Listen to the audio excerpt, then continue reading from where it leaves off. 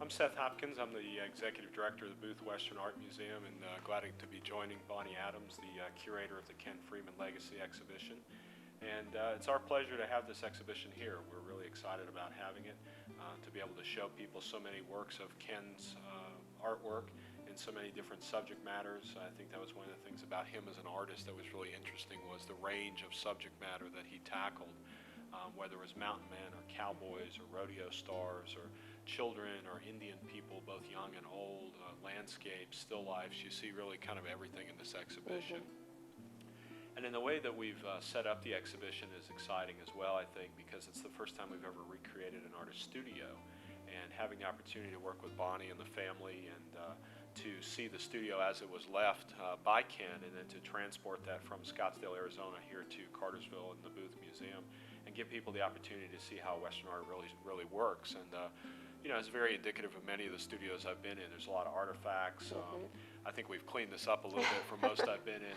Most studios are fairly cluttered and just kind of have things kind of randomly all over.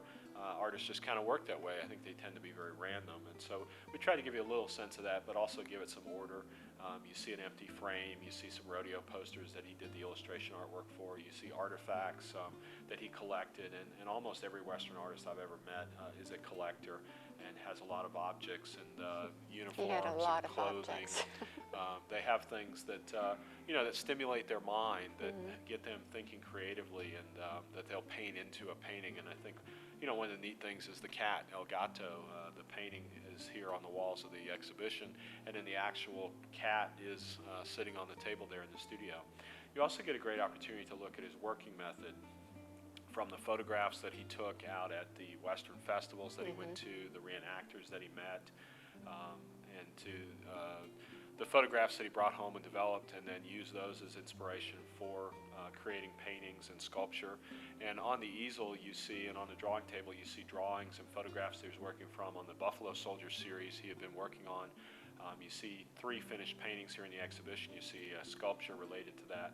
And so you can really look at the photographs that were his inspiration, but you can see how he changed that. He wasn't really just duplicating the photograph.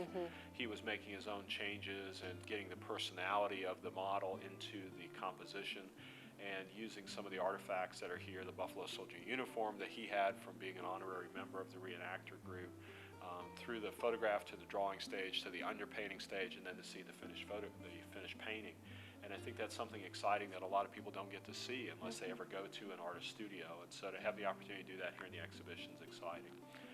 I think the opportunity for children also, we don't have a lot of artwork in the permanent collection of the museum that shows young people very much. And so, you know, one of the really neat things in this exhibition and within the body of Ken's work is how many pieces he did of children.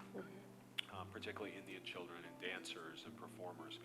And so I think children will really enjoy this exhibition and coming in and seeing somebody their own age, and somebody from another culture potentially, but of the like age, and to know that they have toys and enjoy dressing up and in a costume and that kind of thing. It's something universal for children. So I think it's very exciting to have the exhibition here, to see the range of Ken's work, to celebrate his life's work, to know that he was primarily an illustrator. That was how he made his living and how he started in the art world, but had transitioned to becoming a fine artist and doing the paintings and sculpture here in the exhibition.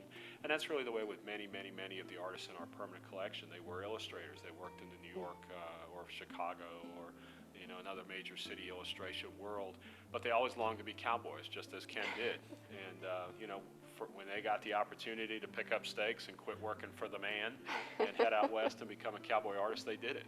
Obviously, he's a very talented artist, particularly when it came to portraiture, as you see throughout the exhibition.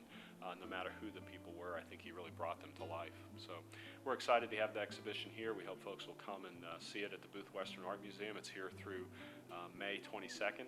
And there's a lot of other things here at the museum. This is just one of 20 galleries that we have, 120,000 square feet of art and artifacts, and Civil War and presidential and Western and all kinds of great things. So we hope people will come out and enjoy this exhibition and the rest of the museum as well.